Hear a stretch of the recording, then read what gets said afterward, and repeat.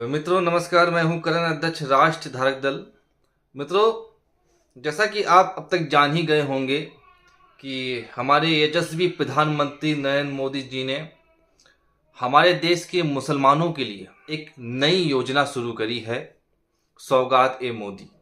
ये ईद के अवसर पर इस देश के मुसलमानों को एक किट प्रोवाइड करेंगे, जिसमें महिलाओं के सलवार सूट, पुरुषों के कुर्ता पैजामा और उनके 12-12 बच्चों के लिए भी तमाम सारी चीज़ें उपलब्ध और मुहैया कराएंगे। मित्रों, आज तक एक भी हिंदुओं का ऐसा त्यौहार नहीं हुआ जिस पर मोदी ने कोई अलग से विशेष योजना चलाई हो और उनको विशेष तोहफे दिए हों, क्योंकि हिंदुओं में उनको गरीब नजर नहीं आते या हिंदुओं में गरीब देखना उन्हें अच्छा नहीं लगता है। गरीब हिंदुओं की सहायता करते हुए भी उन्हें अच्छा नहीं लगता है। यही मोदी का मिजाज है और यही मोदी की असलियत है। मित्रों, गैस सिलेंडर वाली योजना आपने सुनी होगी। दीपावली पे गैस सिलेंडर बांटे गए थे पिछले साल। उस योजना का 75% लाभ दीपावली पर भी इन्होंने मुसलमानों को ही पहुंचाया था। उस पर मेरा अलग से एक वीडियो उसी दौरान बना हुआ है, जिसमें मैंने प्रमाण सहित दिखाया है कि 75% लाभ इन्होंने मुसलमानों को पहुंचाया दीपावली के पर्व पर क्या ये सौगात मोदी जो ईद पे बांटी जाएगी मोदी की तरफ से ईदी, क्या इसमें लाभ किसी हिंदू को मिलने वाला है? नहीं, ये केवल मुसलमानों को ही मिलेगा। केंद्र सरकार की तरफ से टैक्स हिंदुओं का, पैसा हिंदुओं से लेंगे और बांटेंगे मुसलमानों को।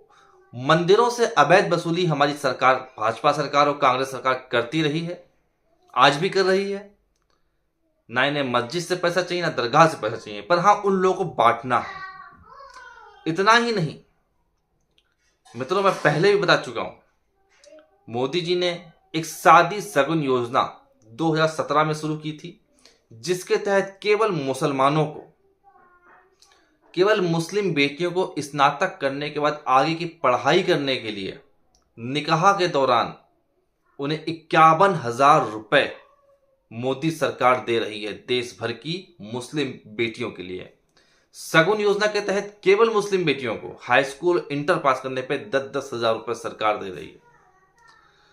बेगम हजरत महल छात्रवृत्ति योजना अलग से अल्पसंख्यक के नाम पर मुसलमानों और ईसाइयों को दी जा रही है।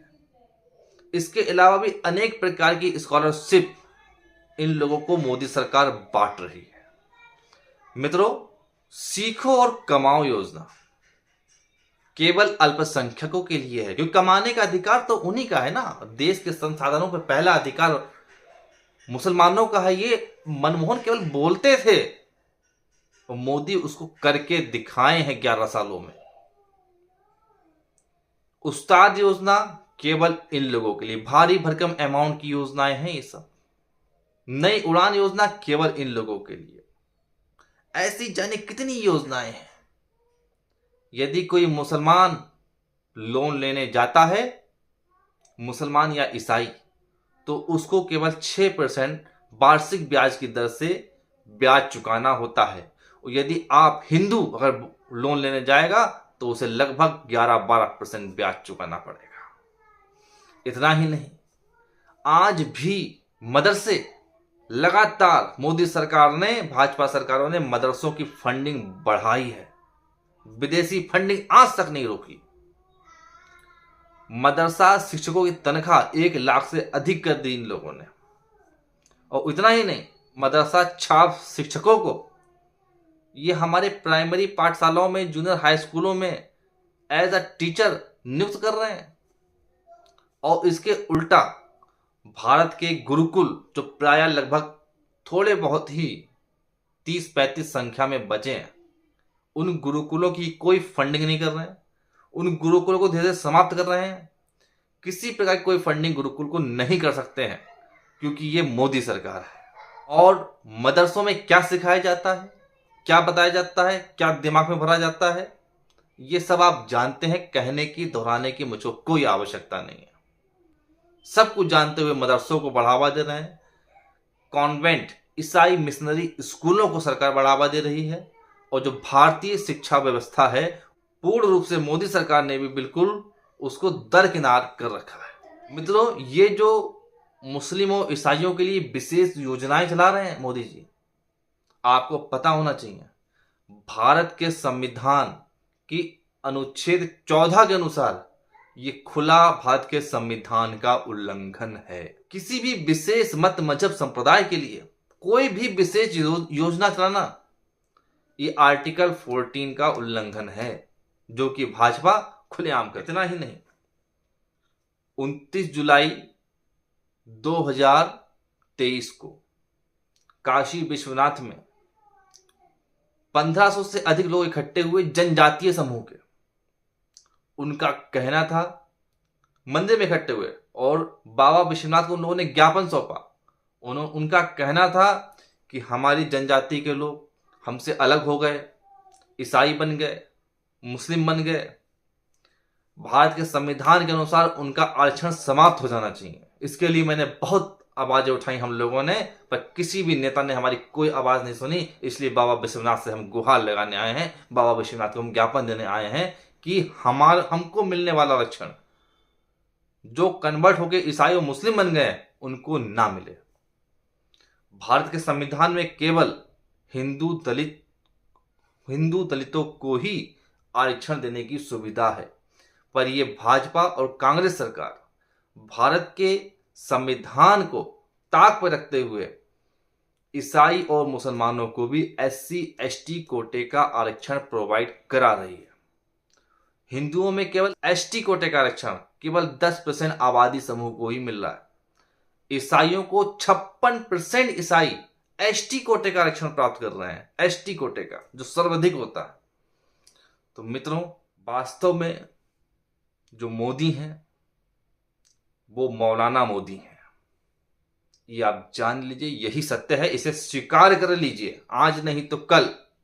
क्योंकि पिछले साल तक मैं इस बात को कहता था और लोग मेरा विरोध करते थे, और आज हर कोई इस बात को मान रहा है कि हाँ, मोदी मुस्लिम परस्त हैं।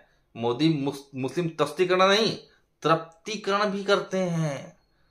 तृप्त करने की हर एक कोशिश करते हैं मुसलमानों को, ईसाइयों को। और बहुत तेजी से भारत में जिहाद बढ़ रहा है और ईसाइयों द्वारा कन्वर्जन बढ़ रहा है, और मोदी सरकार केवल माल काटने में लगी हुई है, केवल माल काटने में लगी हुई है। मित्रों, यही कारण है कि राष्ट्र धारक दल का उदय हुआ है। आज भी वक्त है, आप लोग राष्ट्र धारक दल से जुड़िए और एक बड़ा संघर्ष हम लोगों को मिलकर करना है भारतीय सभ्यता संस्कृति को बचाने के लिए। बिना आपके साथ मिले ये संभव नहीं है। आप लोग खुल के सामने आइए, साथ दीजिए, और कथा कथित हिंदू संगठनों के पदाधिकारियों के भरोसे मत रहिए, क्योंकि जितने भी हिंदू संगठन हैं उसमें अधिकांश बीजेपी के दलाल हैं। बीजेपी की मुस्लिम परस्त नीतियों के विरुद्ध कोई भी हिंदू संगठन आवाज नहीं उठाता, क्योंकि वहां पे केवल बीजेपी के दलालों को ही स्थान दिया जाता है। कोई वास्तविक हिंदू पहुंच जाता है तो उसको वे दरकिनारा कर देते हैं और हिंदू संगठन में उनको कोई पद प्रतिष्ठा प्राप्त नहीं हो पाती है। तो मित्रों, आज भी वक्त है, आज भी वक्त है, जाग जाइए।